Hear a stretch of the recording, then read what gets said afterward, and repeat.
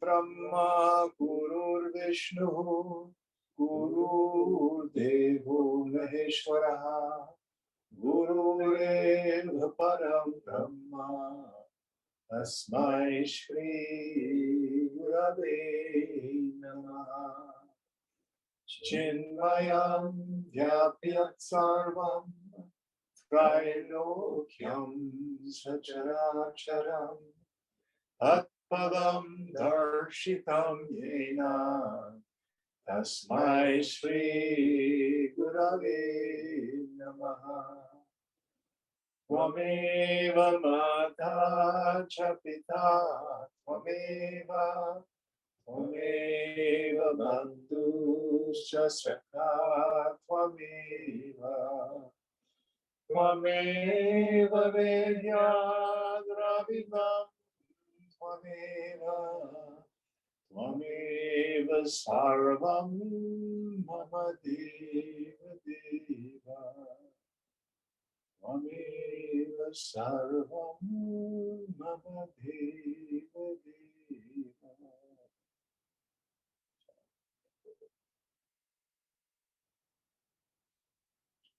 Ya Devi Sarva Bhuteshu Matra Rupena Sansita Namastasyai Namastasyai Namastasyai Namo Namaha. Ya Devi Sarva Bhuteshu Shakti Rupena Sansita Namastasyai Namastasyai Namastasyai Namo Namaha. Ya Devi Sarva Bhuteshu Buddhi Rupena Sanstita Namastasyai Namastasyai Namastasyai Namo Namaha. Ya Devi Sarva Bhuteshu Lakshmi Rupena Sanstita Namastasyai Namastasyai Namastasyai Namo Namaha.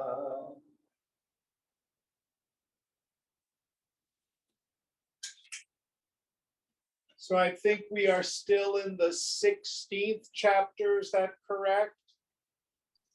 Yeah. And what verse are we on?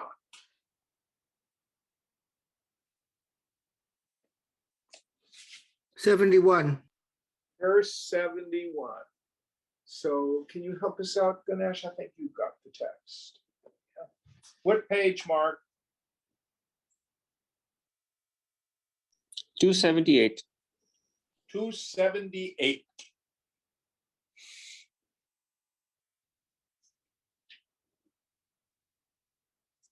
So we're still in the conversation around what is enlightenment. How is it both knowable and unknowable by the mind? Going on. Ayam evam vidha iti vastu darshana mudakaha shabda sambhinna ruposau vicharatma vabhasanaha. That which appears with the nature of investigation and has the characteristic of being combined with words such as this is of such a kind, and which has the mere perception of objects as its origin or cause, that is savikalpa or accompanied by thought constructs. Yes, so savikalpa, with thought constructs, with movements in the mind. So when we have perception of the world and we are aware of the world as name and form, that's the savikalpa state. Now, these various terms, savikalpa, nirvikalpa, they're defined slightly differently in various texts. Shankara defines savikalpa samadhi as that quiescence of mind, But when we're still perceiving the phenomenal world and there's a sense of I am the perceiver, mind is extremely introverted. Now, Swamiji used to say, even though the scriptures say practice nirvikalpa samadhi, you can't actually practice nirvikalpa samadhi. You can only really practice savikalpa samadhi. With the mind intensely introverted, we keep snipping away at the vasanas, the attachments, and the identifications. And in a moment when everything has been renounced, the mind thunders to a stop.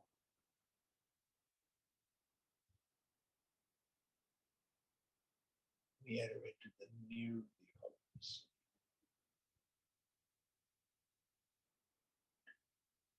Let's go on from here.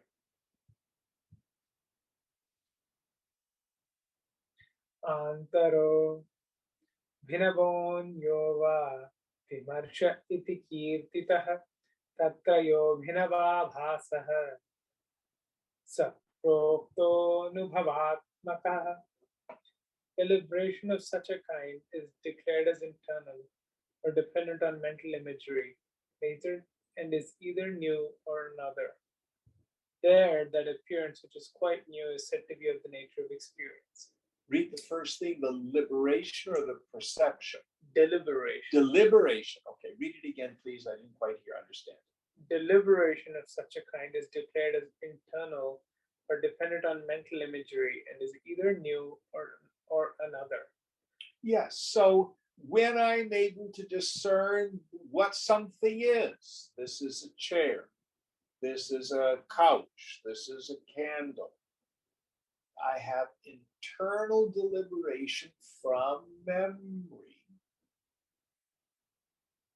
from a sanskara, which allows me to deliberate what something is. This is in the savikalpa. Going on. Anyas mrityanusandhana atmaka sanskara sambhavaha evam mano triprakara shakti yuktam sada sthitam. The other, which is of the nature of remembrance and investigation, is born of impressions on the memory due to previous experiences. Thus, the mind always exists possessing two kinds of power: prakasha, knowledge, and vimarsha, deliberation or thought constructs. Yes. So the mind has knowledge, meaning it has perception of phenomena. Prakash. Then the vimarsha, you deliberate. The deliberation, depending on how dense it is, from sanskaras. I see what things are, and then I can then deliberate and add affect. This is kind of how I like to describe it. If you're out at Ocean Beach in San Francisco, sitting on the beach and you look out and you see something white, direct perception, prakash, then actually the intellect comes in. That's the first layer of this vimarsha.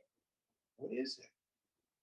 Is it a boat? Is it a buoy? Is it a container ship? Ah, it's a sailboat. Then that deliberation from sanskaras gets even more active. Oh, I used to love to sail as a kid. I really like sailboats. Oh, motorboats, they suck. Sailing is where it's at. So you see there's, from the direct perception, then the mind comes in. Literally, this is what creates the world for us. That's how this process comes into play. Next one.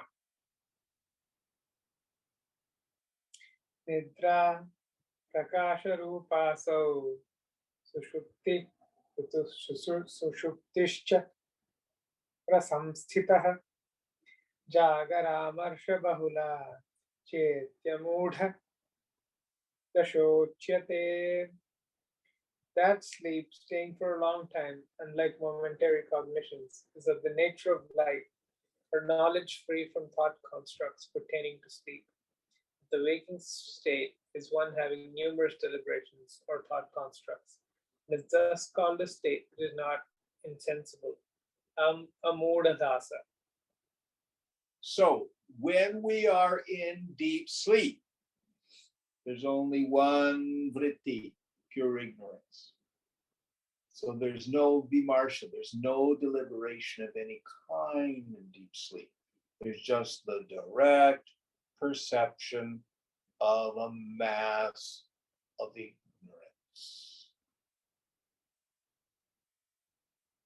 Best way to explain it is this. What's the difference between being in a room that's pitch black and a blind person in the room? A blind person sees nothing. A sighted person in a pitch black room sees darkness. It is an object of perception. And if someone lights a candle, you immediately see the light. Blind person, someone lights a candle, nothing. So we have the awareness of this, Mandukya calls it prajnana gana, this homogeneous mass of pure mind stuff.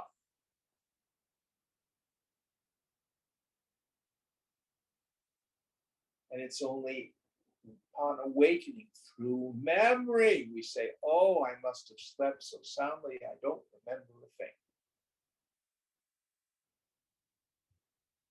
Now, a lot of people get very hung up and stuck. Are you conscious or are you conscious of, unconscious or conscious of nothing in deep sleep? I'm not sure I get this, Jim, blah, blah, blah, blah, blah, blah, blah. Don't worry about it. Nobody ever got enlightened in the deep sleep state.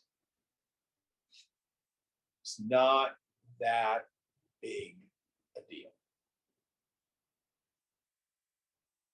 The scripture is thundering, though, is you do not go away in deep sleep. It is the mind that's folded up. And I have direct illumination, prakash, of pure ignorance. Next verse.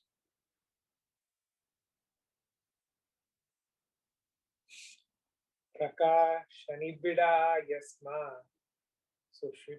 sushuptirmudha mudhatatmika ata eva hi deepadehe prakashani vidatpatah nishchita mudhata sarvaihi vidvad bhirapi sarvatha.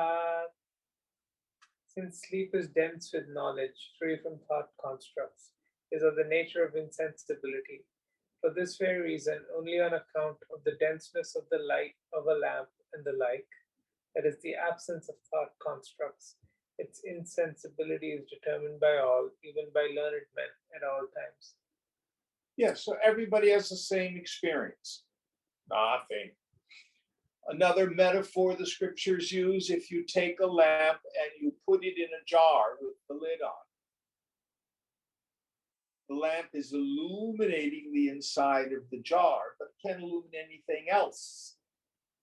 So also, awareness illumines the darkness of sushupta, deep sleep.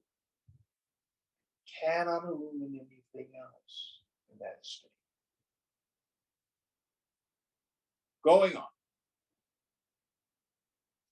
Nidra Prathamaja Vyaktam Mahashunya Mihochyate Nasti Samanya Padavi Sushuptistat Prakashanam.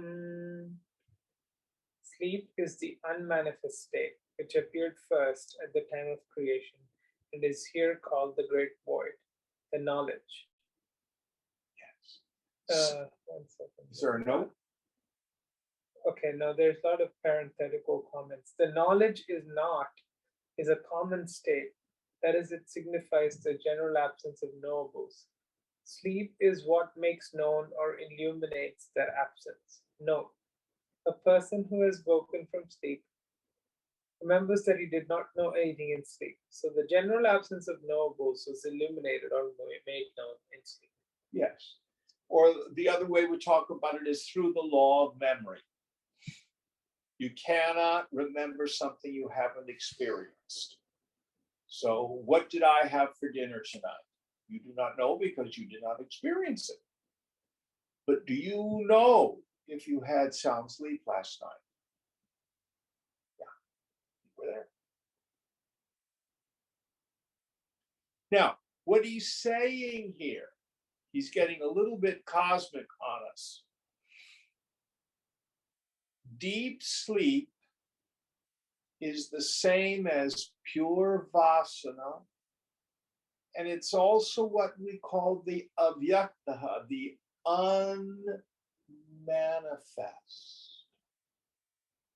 meaning Mother Shakti in her seed or potential state, Prakriti in its potential state. Macrocosmically, from this avyakta, the whole universe is born. Microcosmically, all my vasanas are in their seed form in deep sleep. When they start to tickle, that's called waking up.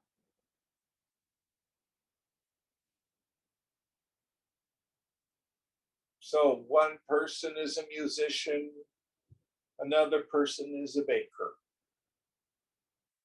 When the musician goes to sleep, their experience of deep sleep is I know nothing, meaning their musician vasanas are in a seed form. The baker, when she goes to sleep, I know nothing. Her baker vasanas are in a seed form, but they're still there because when you wake up in the morning, the musician gets up and makes music. The baker wakes up and bakes.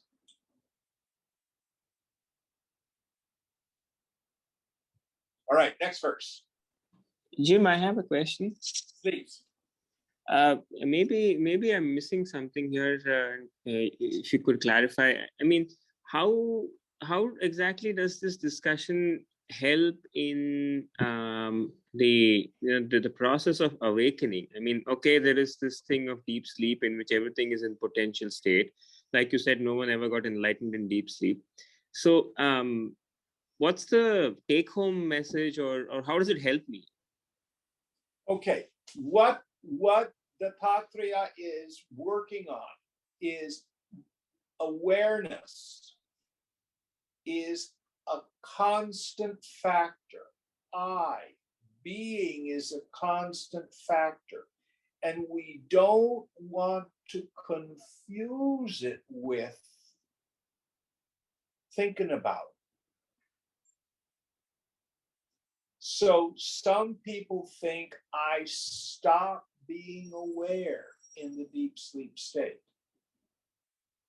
And what the Tattriya is saying here is no, you stop thinking in the deep sleep state. But awareness is still there, which he's calling prakash. I see. So it's to bring home the idea that you are an eternal factor. You are nitya. You are outside of time and space. You are eternal.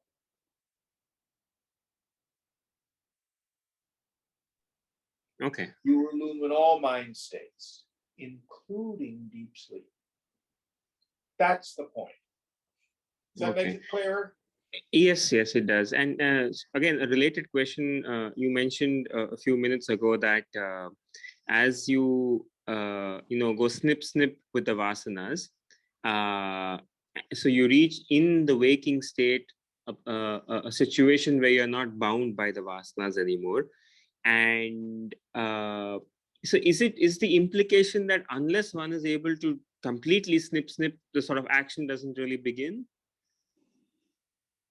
Say that again, unless you completely snip. What was the question? Is it in some sense? I don't know how to put it. I mean, is the implication that everything has to be snipped for you to get a glimpse of anything? For you to get convinced of anything? Is that what you're saying? No, to get a glimpse of a no mind state. Well, you can get glimpses all the time. But what is it that brings me back into identification? It's the vasanas. Right. So in the deepest meditations, when your mind is quiet with the attention introverted, you get glimpses of yourself. This is Savikalpa Samadhi. Has that vast space of consciousness. But then the sense that I'm a person comes back. You see? Right. And Shankara says it's like the ladies who go down to the tank outside the village. And they move the moss aside to get the potable water. And they get the water, and then the algae comes back. So in meditation or when I'm with the guru, we get a little bit of clarity. Now, if you have a sense of yourself as that vast empty space of consciousness, now you've got something real with which to work. Before that, all we have is faith. Now, one of my favorite verses in Viveka Chudamani is 267, which states, even after realization of the truth, there exists a strong impression that one is the doer and the enjoyer, which is the cause for rebirth. This needs to be conscientiously rooted out through steady and continuous identification with the self. The annihilation of the vasanas here and now is considered liberation by the wise. It's incredibly dense and useful shloka. So, if you've had these glimpses, you can say, oh, I think I've got it. Yes, I see. I'm Chidakash, the space of consciousness. And then you go to work and all of a sudden you're screaming and yelling at people, or you have got hurt feelings and you're suffering. Why? Because Jim or Uday starts to get very real. What has happened? Actually, what's happened is I went to sleep spiritually.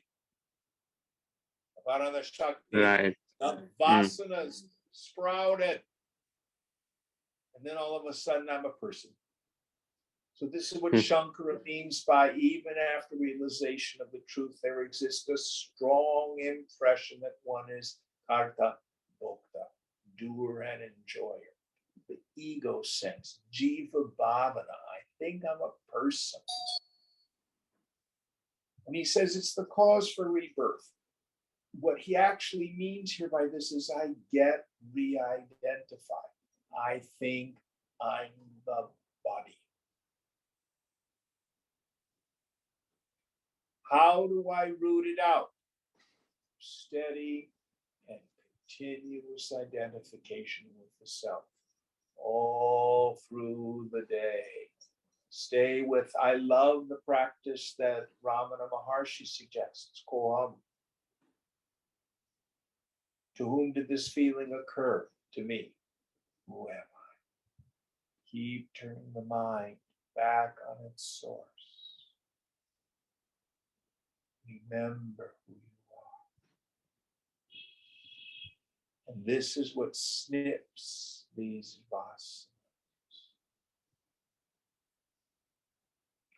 Over and over and over. This is what's called jnana abhyasa, the practice of knowledge. Does that make it a little clear? Yes, Jim, thank you. And again, this is straight Shankara. Mm. He's my hero. All right, very good question. Next verse. Vastu darshana kalepi jagratyevam vidham manah kintu tarakshano kintu tat kintu tarakshanodbhuta vikalpau dhaistirohitam. Even at the time of the mere perception of objects in the waking state, the mind is of such a kind, that is, it is free from thought constructs, but it is concealed or removed from experience by a multitude or a flood of thought constructs born in the subsequent moment. So go ahead, read the note. The nirvikalpa state, or the state free from thought constructs, is not uncommon in the waking state, though momentary in nature. So we're now addressing the topic of what I call fleeting samadhis. Actually, we experience the nirvikalpa state frequently throughout the day.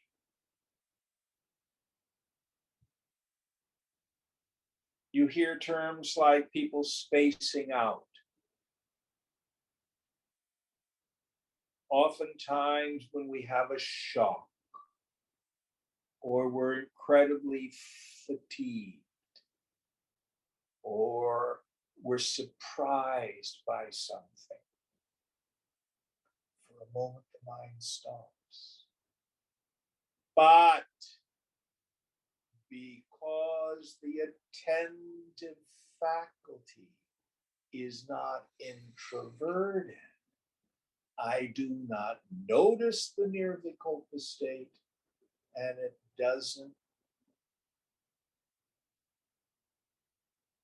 does not serve to liberate me. When I go to the symphony, usually I'm catching a BART train at around 4:30, 4:40. Guess what's happening at that time? Rush hour. Now, today it wasn't very crowded at all. But in old-timey days, pre-COVID, the trains would be packed. These poor old souls working in the financial district, get on the train, and they're exhausted, holding on to the strap. And you can see they just kind of like zone out. And they come back. But you know what they realized? Back of Bart's seat. Because the attention is extroverted. So, those of you who have been here in class, tune to the teacher. Mind gets really quiet. I say, just listen to the traffic. See if you could notice who hears the traffic.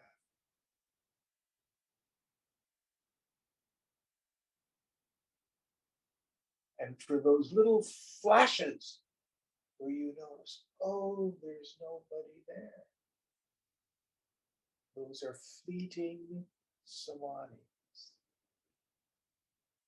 If you're noticing the no-thingness of the self, you're not noticing the world.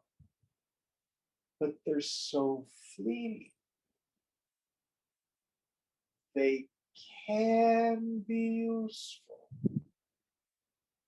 for paying attention.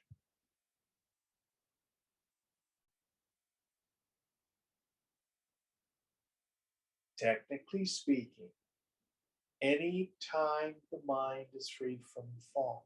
So if the mind has been slowed down, where a thought arises out of silence and ends before another thought starts. Swamiji used to say, when the last thought is thoughted, before the next thought starts thoughting.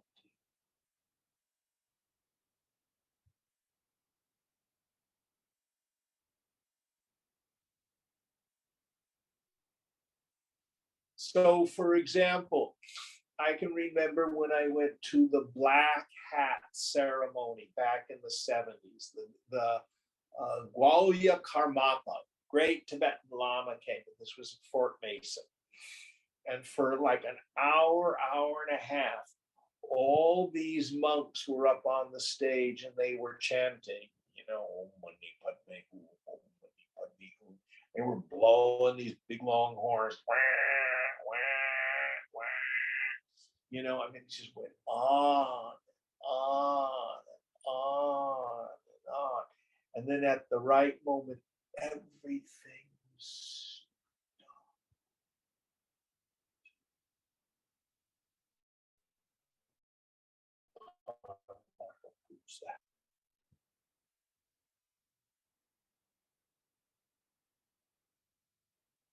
So the repetition and the concentration, the repetition and the concentration gets your mind so single pointed, so single pointed.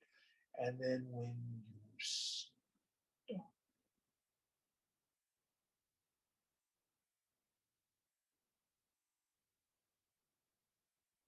auspiciously may have moments of near recall. And if there's 20 monks who are all going into near vikalpa, then those of us in the audience can get the borrowed glory.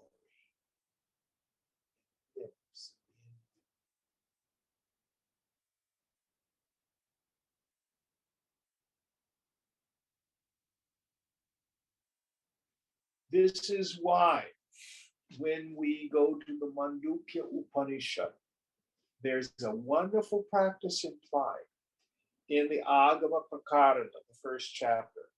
Om is divided into 4 quarters. We won't go into it too much. A, U, M, and silence.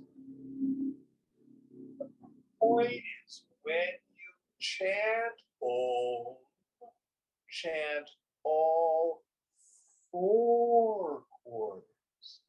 A stands for the waking state, U for the dream state, M for the deep sleep state, and the 4th, the silence, is the turiya, the 4th. Not another mind state, but the awareness that illumines the other 3. But in the silence, endeavor to remove the other 3. Stop the mind, stop the world.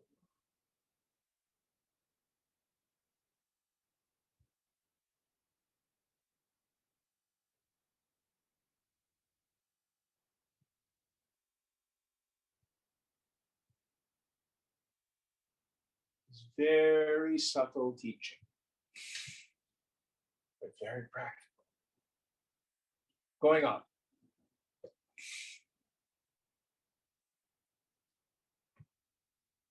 शृणु ब्रह्मन् रहस्यन्ते वक्ष्यामि स्वानुभूतितः यत्र मुह्यन्ति विद्वांसो यति सूक्ष्म विवेचकाः. Brahmana, listen, I shall tell you in accordance with my experience. The secret where even learned men who discern extremely subtle things are perplexed. Going on. Nirvikalpasamadhischa sushuptir vastu darshanam kyame tachai kavidham prakashani vidatpatah. Nirvikalpa samadhi, a complete absorption in the self that is pure consciousness, sleep, and the mere perception of objects. All these three are of the same kind on account of the denseness of light or the revealing power of consciousness.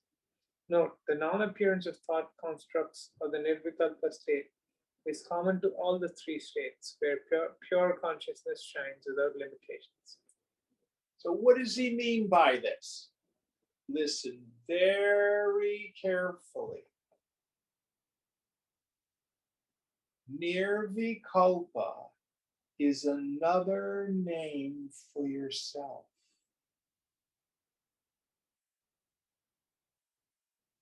The scriptures say Nirvikalpa Samadhi is that state where knower, knowing, and known are merged into one. There's no longer any distinction. So in the world, I know stuff, knower, knowing, and known. How do you know you are you? Who is the knower of I? Me. What's the instrument by which I know me? Me. What is the thing known? Not as an object, yet known, self-evident. Me.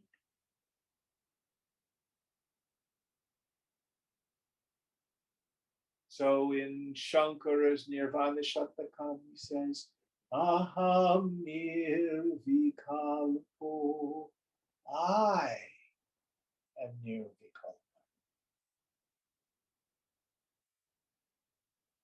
And if all the phenomena is just pratibimba, mitya,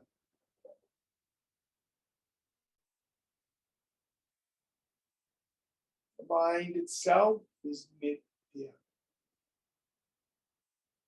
You are nirvikalpa.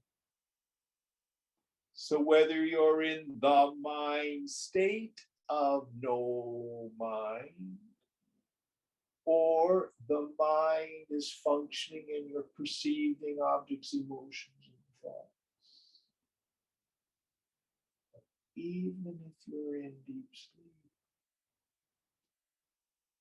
you are nirvikalpa.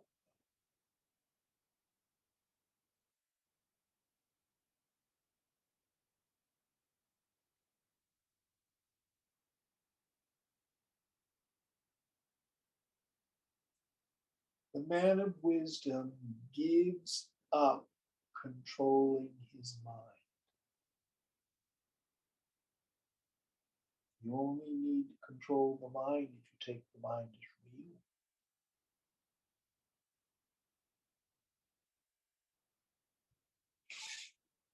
Oh, I need to control my shadow. It's too long today. I need to wait till noon so my shadow gets shorter. That's silliness.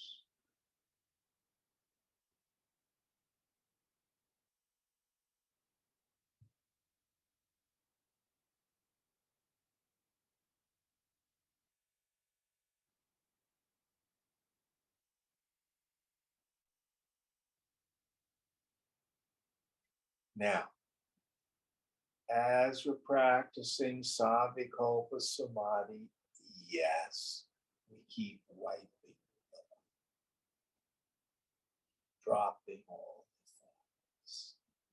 shunya.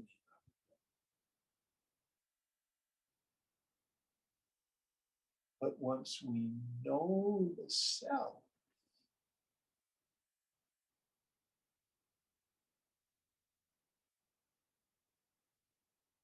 the mind states themselves, let it all go.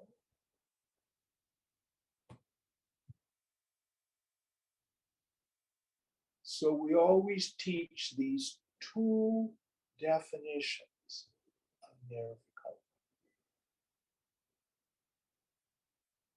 Now, practically speaking, don't try to chase nirvikalpa samadhi, because then you start craving it, and that becomes another problem. Endeavor to stay identified as brother. Keep letting go. Be out of control.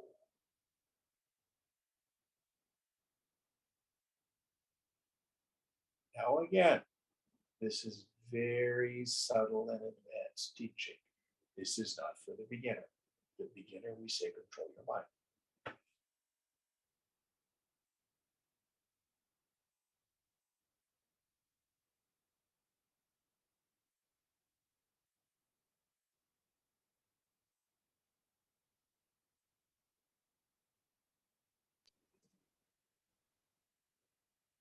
Next verse. So Jim, so effort is to reach the state of effortlessness. Yes, yes, you've got it. The best example I can compare it to is if you go to the ballet, you will see the accomplished dancers do pirouettes. There's a wonderful film called Nights in White Satin where Baryshnikov does 11 pirouettes in street shoes. He is so centered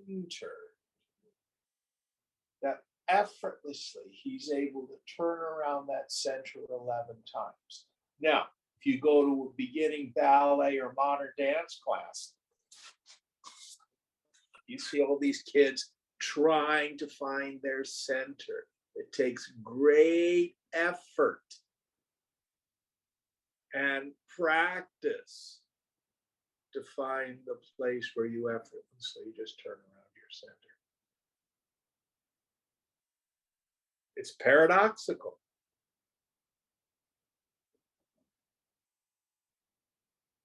I went to a concert on Sunday.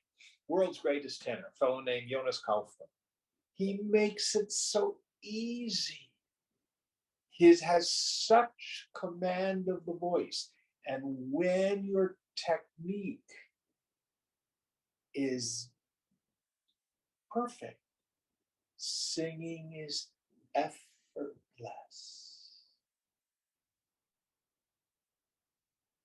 He can do anything with the voice. But you work years and years and years and years to come to the place where you make no efforts. Always the same. Is this making sense? Yeah. But you got to be careful. Beginning students who read these advanced scriptures, then they give up practice. I mean, we could even take up texts like Avaduta Gita or Stavakra Gita. Quit meditating. Who is it who thinks he's meditating? And if you take up that practice too soon, you rationalize your suffering. Do not give up samadhi until you have samadhi. Swami Tejo Mayananda used to say, I got up this morning and I renounced being president of the United States. It's stupid. He was never going to be president of the United States. So get rooted in the self.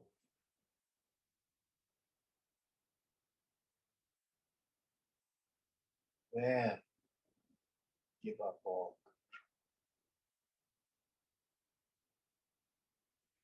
This out of control we call sahaja samadhi, natural or continuous samadhi.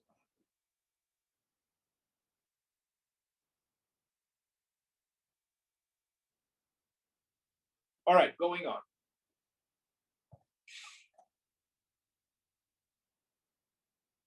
Notice how small the class got when we started to get to this stuff. The reason is, if people aren't ready for this, for some reason they fall away. Happens all the time when this stuff happens. All right, going on. Do you have enough light? Yeah. Bhasya bhedepi bhasastu kevalam nirvikalpakah atah prakasha nibida ityeva samprachakshate. Even when there is difference between the knowable entities, the light or knowledge which is self-revealing is entirely free from thought constructs. Yes. Therefore, the state experienced, is only considered as dense with light or knowledge. So he has now said essentially what I just said, in much more beautiful poetry. The light itself is nirvikalpa. What it illumines is name and form. But the names and forms are fundamentally nitya, illusory, vaitatya, false, pratibimba, like reflections in a mirror. You are always there.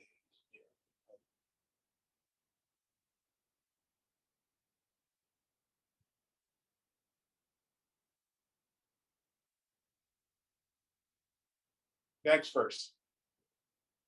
Jim, I have another question here. All right. You mentioned that the objects are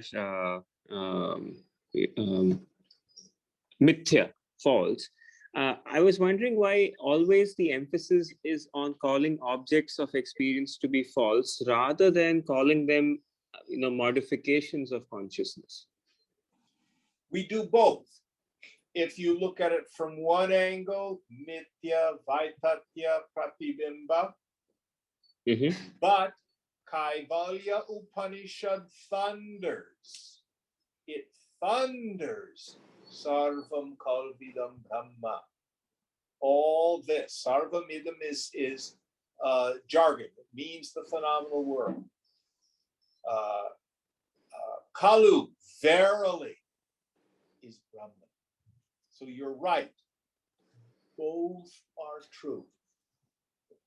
My problem is always not that I perceive the world, not that I appreciate the beauty of the world, but if I start feeling that I am a person and the phenomena of the world are separate from consciousness and are joy-giving and misery-producing, I want that, and that's serious business, and I want to get rid of this because it's horrible.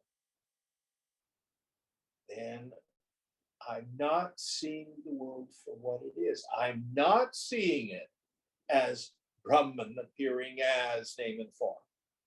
I'm seeing it, that's a Republican. That's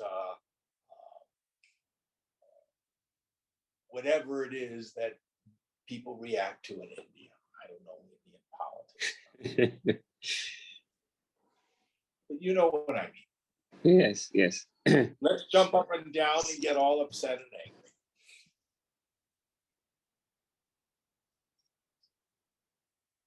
I think regardless of country, it's an obsession to take offense as easily as possible. Well, you can do whatever you want as a yogi. Right. If you want to suffer, knock yourself out. We'll happily return your misery if you'd like.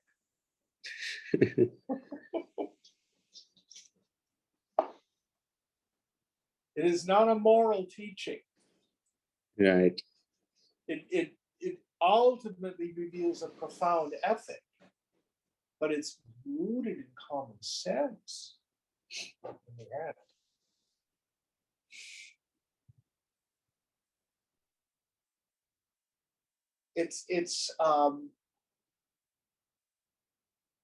I'm going back to when I was a child,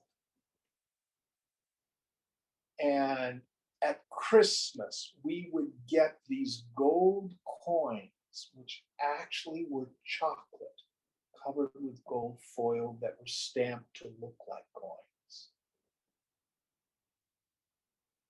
For an 8 or 9-year-old, a chocolate coin is much more valuable than a gold one.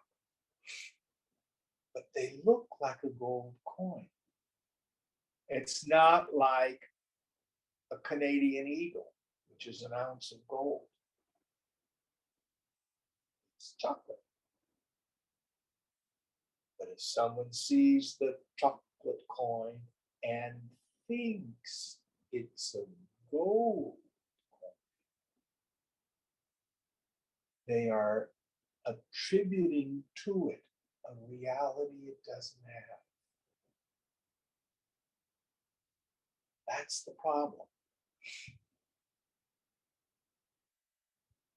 That's the problem. Is that making sense? Yes, Jim. Very much. Good question. Good question. All right, next verse. समाधिश्च सुषुप्तिश्च चिरकालभवत्ततः अनन्तरं स्पष्टतया सर्वैरपि विमृश्यते. Samadhi, a complete absorption in the self that is pure consciousness, and sleep on account of their remaining for a long time, are thought of by all clearly afterwards. So, what is the difference between sleep and samadhi? There is a similarity and there is a difference. And now we're talking about the mind state of samadhi. In the mind state of samadhi, no world is perceived, and the individuality is gone. In deep sleep, no world is perceived, and the individuality is gone. But in deep sleep, there's still one vritti, and that's pure ignorance, ajnana, avidya. In samadhi, that vritti is also gone. Now, in both states, there's no thankum. When you wake up in the morning, your memory is, oh, I must have slept so soundly, I can't remember a thing. I'm in the same position I was in when I went to sleep. When the mind returns from samadhi, it is conditioned by its own disappearance. And it goes, oh my gosh, I'm not a person. Aham Brahmasmi. I am Brahman. There's nobody there. And this after the fact consideration, reflection, after the mind turns from samadhi.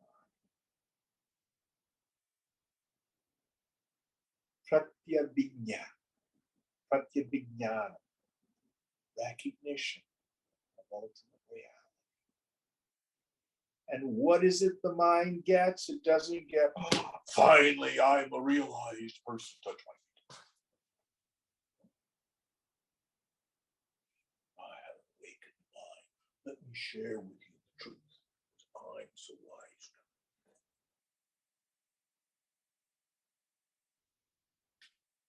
How stupid could I have been? For all these lifetimes, years, I thought I was a person. I've never been a person. It's just a long, vivid dream.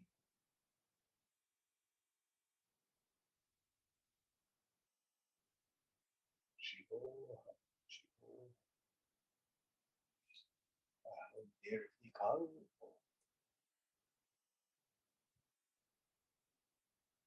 Satchidananda Rupa.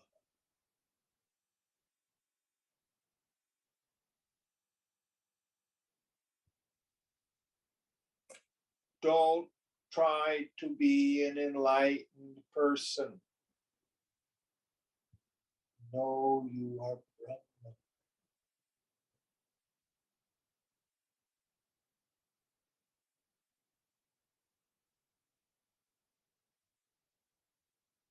You get stuck in trying to be an enlightened person, and your mind's going to oscillate. Is this it? Is not it? Do I know it? Do I not know it? How come I don't have any powers? Maybe I do have powers. Oh, look, I can put other people in altered states.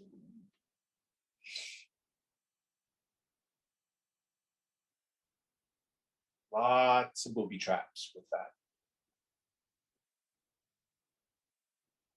There's a very famous Zen proverb. If you see the Buddha on the road, kill him.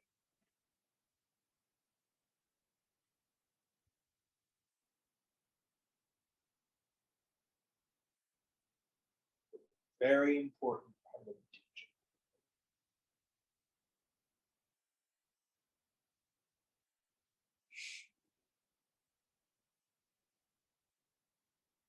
Next verse. Sushupta Vyakta Shakti. Sushupta Vyakta Shakti. Prakashani Vidatpatah Mano Vilina Mityevam Vivinchanti Vivechakaha Vastu Darshana Kalepi Chaivam Linam Mano Bhavet.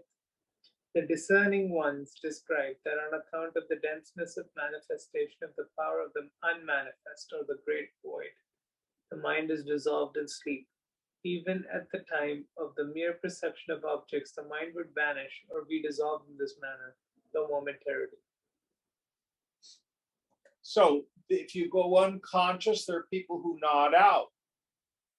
They go to sleep in between perception of objects. They have fleeting sleep. That's not what we're talking about. Next verse. Shrunu Brahman Rahasyante Vakshyami Swanubhutitah Yatra Mukhyanti Vidvamso Kyati Sukshma Vivechakaha.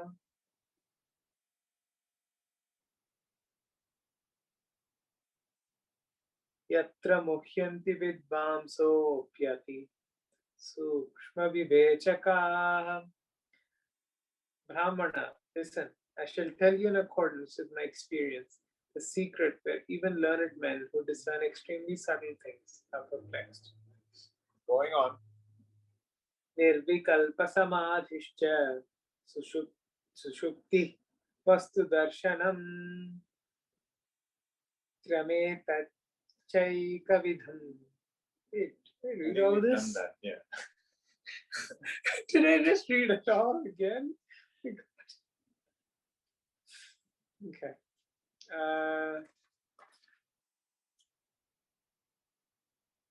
I don't know which one I'm on. Sushupti. What verse are we on? Ganesh spaced out. He went into Sushupta.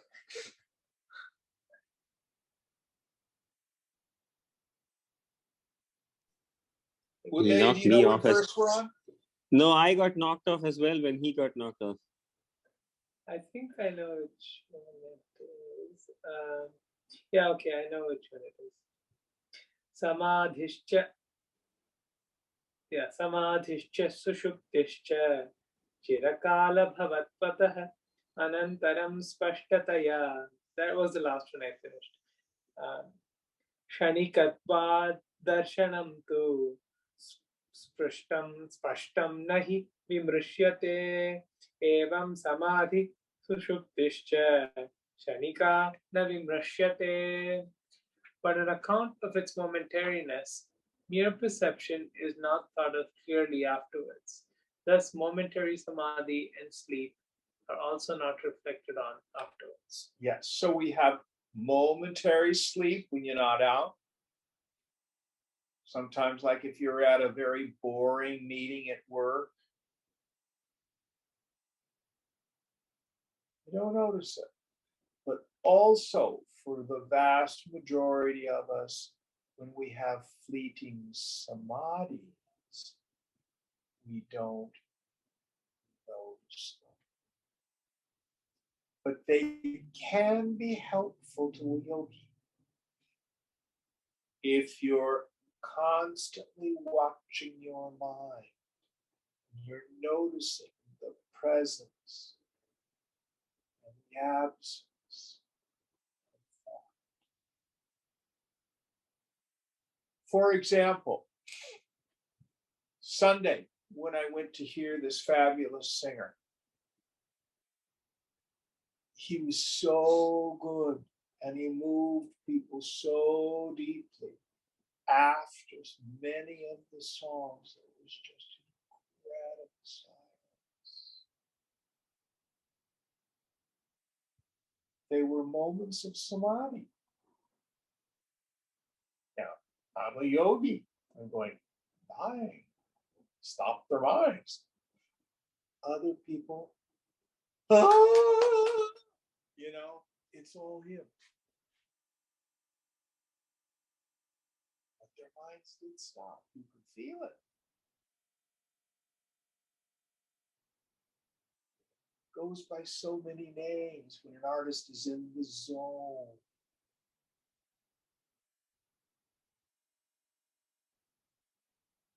You could feel it when everything is suspended. Fleeting samadhis, that's what they are. Again, they happen frequently.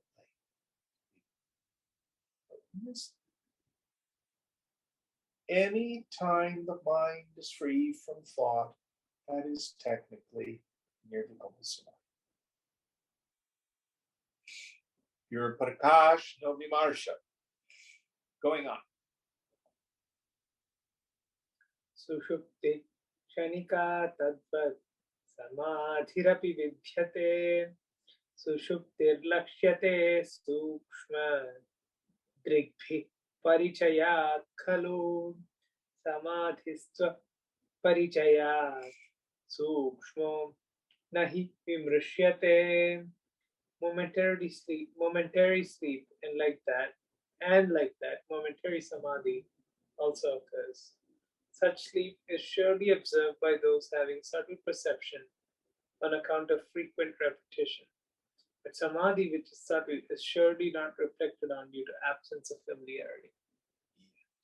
So when you nod out and you fall asleep,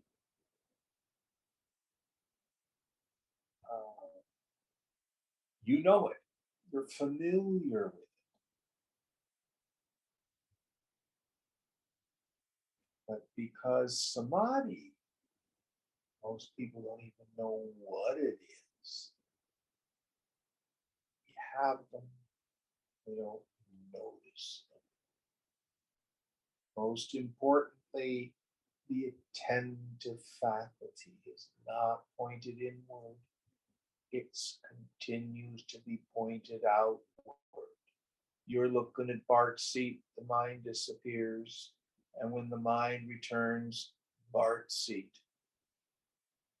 has nothing to free us.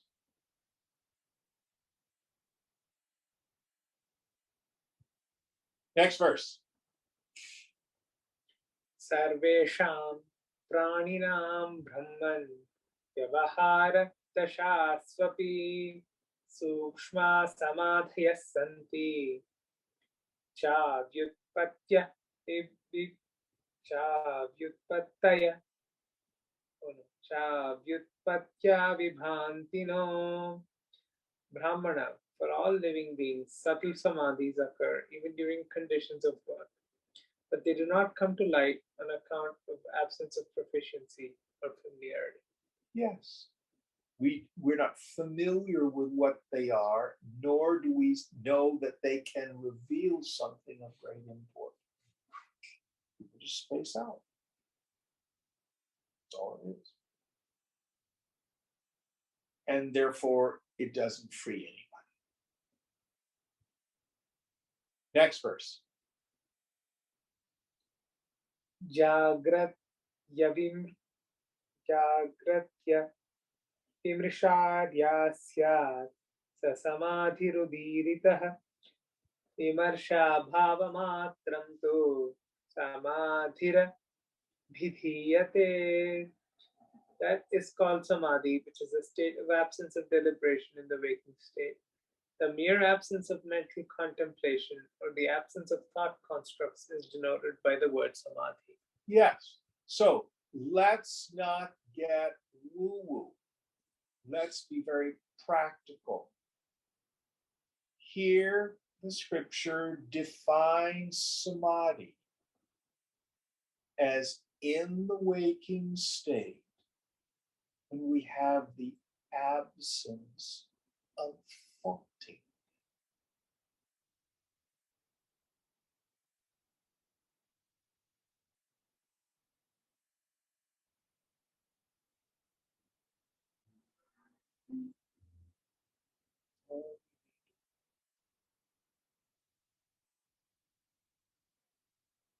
In the beginning, this takes great concentration. Only stay there for moments.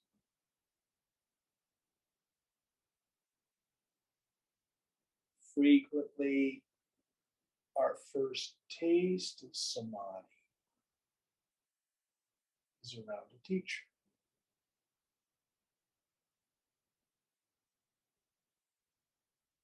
The teacher can show us the awakened state of mind, but then we must own it.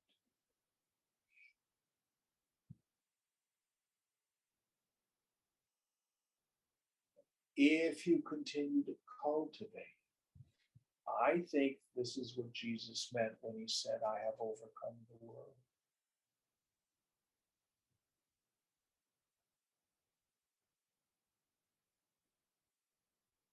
The mark of the man of wisdom is his mind doesn't extrovert into the world.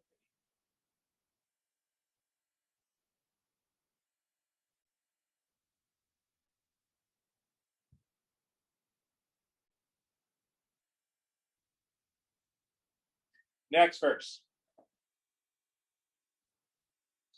Sushuktau darshane chapi samadhitvam atashthitam kintu mukhya samadhitvam anayor nahi vidyate veda marshana sanskara garbhitatvanna mukhyata.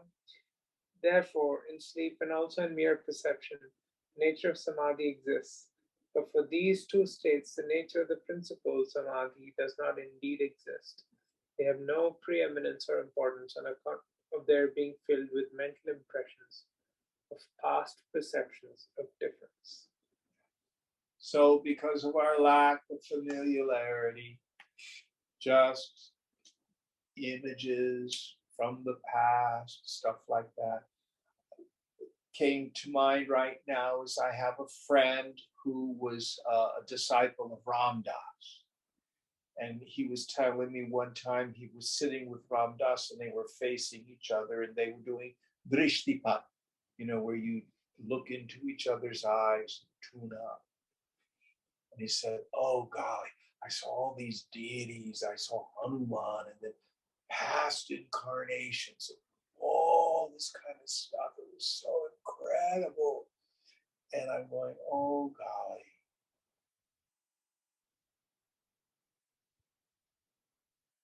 Getting tuned up by a teacher can be very useful if then your attention is turned back on yourself.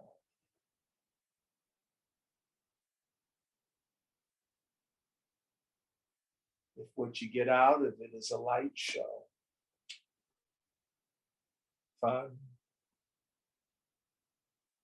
juice,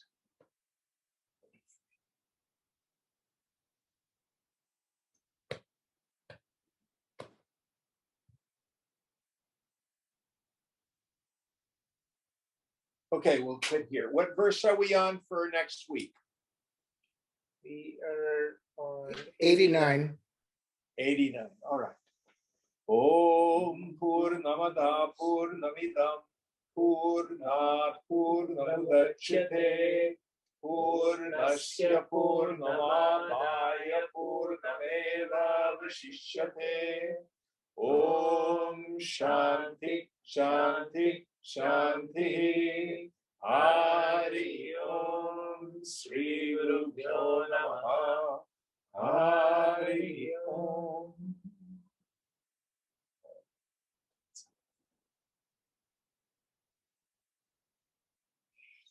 Jai Guru. Oops. Help. It fell off. See it? Yeah.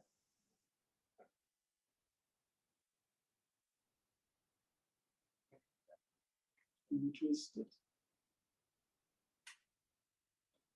Is it off? Not quite. There we go. Good night. Thanks, Jim. Good night. Right.